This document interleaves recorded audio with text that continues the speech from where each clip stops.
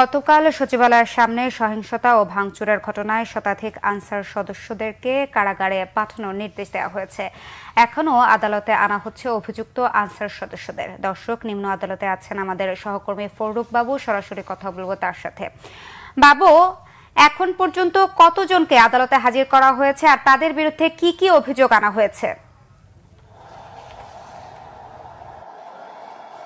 সেখানে আপনি জানেন গতকাল সচিবালয়ে যে আনসার সদস্যরা যে নাশকতার ঘটনায় আনসার সচিবালয় কেন্দ্রকে কেন্দ্র করে যে নাশকতার সৃষ্টি হয়েছিল, সেই নাশকতার পরবর্তী সময়ে আনসার সদস্যদেরকে সেনাবাহিনী সহ পুলিশের বিভিন্ন থানাতে তাদেরকে আটক দেখানো হয়। পরবর্তীতে তাদেরকে সচিবালয় নাশকতা এবং সেই সাথে পুলিশের কাজে বাধা দেওয়ার অভিযোগে ইতিমধ্যে পুলিশের তরফ থেকে আমাদেরকে জানানো হয়েছে 850 জন আনসার সদস্যকে তারা তাদের আটকে রেখেছে এবং পর্যায়ক্রমে তাদেরকে আজকে সে সকাল থেকে সিএমএম আদালতে পাঠানো হচ্ছে। ইতিমধ্যে সিএমএম আদালতে দুটি কোর্ট বসেছে, সেই কোর্টেই আসলে তাদেরকে বিভিন্ন কারাগারে পাঠানোর বিষয় নিয়ে ম্যাজিস্ট্রেটরা বিভিন্ন আদেশ দিচ্ছেন এবং সেই সাথে আসলে ইতিমধ্যে এখানে আনসার সদস্যদের স্বজনরা তারা এখানে এসেছে এবং এই আপনার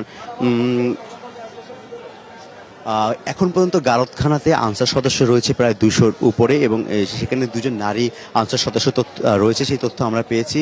এবং ইতিমধ্যে রাজধানীর পল্টন, শাহবাগ, রমনা এবং বিমানবন্দর থানা থেকে বিভিন্ন যে মামলা হয়েছে, সেই মামলায় আমাদের হিসেব মতে পুলিশের তরফ থেকে এখন পর্যন্ত তারা এজাহার নামে আসামি করেছে প্রায় 4 শতাধিকের উপরে এবং সেই সাথে আসলে পর্যায়ক্রমে বিভিন্ন জনকে এই মামলায় তাদের কি ভূমিকা ছিল সেই বিষয়ে বিশ্লেষণ করার পরে তাদেরকে কোন ধারায় মামলা বা কিভাবে নিয়ে আসতে পারবে সেই বিষয়টা এখনো পর্যবেক্ষণ চলছে।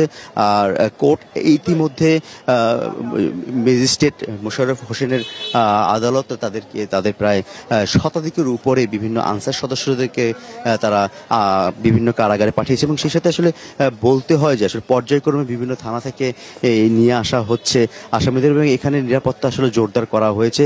পুলিশের পাশাপাশি সেনাবাহিনীর অবস্থানে এখানে গারদখানাতে জোরদার করা হয়েছে। সেই সাথে আমরা দেখতে পেয়েছি যে ইতিমধ্যে বিভিন্ন থানা থেকে আসলে বিভিন্ন ধাপে ধাপে যেহেতু 850 জন আনসার সদস্যকে আদালত প্রাঙ্গণে বা গারদখানায় রাখার সেই একটা সমস্যার কারণে তাদেরকে ধাপে ধাপে নিয়ে আসা হচ্ছে এবং এখান থেকে পরবর্তীতে তাদেরকে কারাগারে পাঠানো হচ্ছে।